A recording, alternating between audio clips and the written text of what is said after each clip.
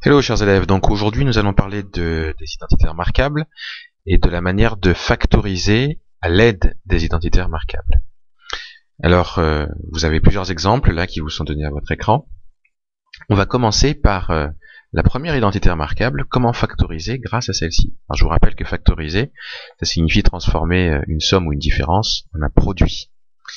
Alors on va utiliser les identités remarquables d'une manière différente, c'est-à-dire que d'habitude on écrit d'abord que a plus b au carré, c'est égal à a carré plus 2ab plus b carré.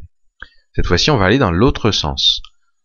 On a le calcul a carré plus 2ab plus b carré, et on va essayer de le transformer en a plus b, le tout au carré.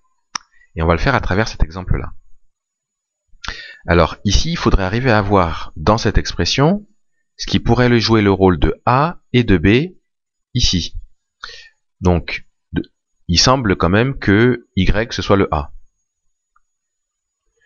4y, il faudrait arriver à le remplacer pour obtenir quelque chose du style 2ab. Alors comment je pourrais faire apparaître un 2 ? Par exemple, je sais que 4 c'est 2 fois 2. Donc je pourrais écrire que ça c'est 2 fois 2 fois y. Et donc là ça me fait bien 2 fois a fois b. Et puis ensuite, le b carré, ça devrait être donc égal à 4. Donc quelque chose au carré qui donne 4, et c'est 2. Donc on peut écrire 2 au carré.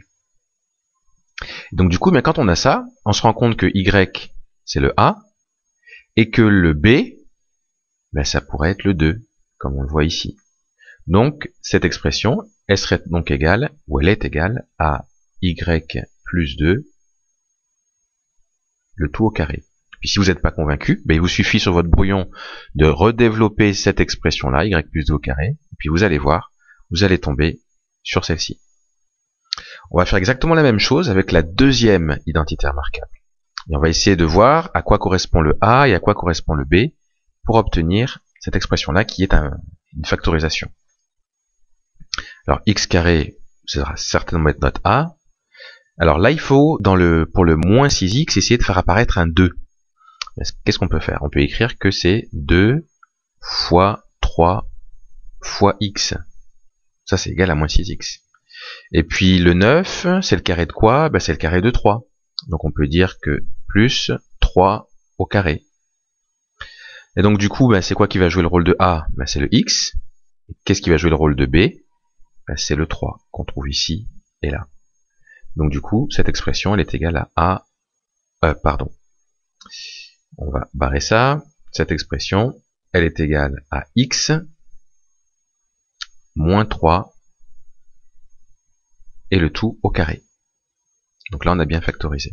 Et comme je vous le disais, si vous voulez vérifier qu'on ne s'est pas trompé, il suffit de redévelopper ça et vous allez tomber là-dessus.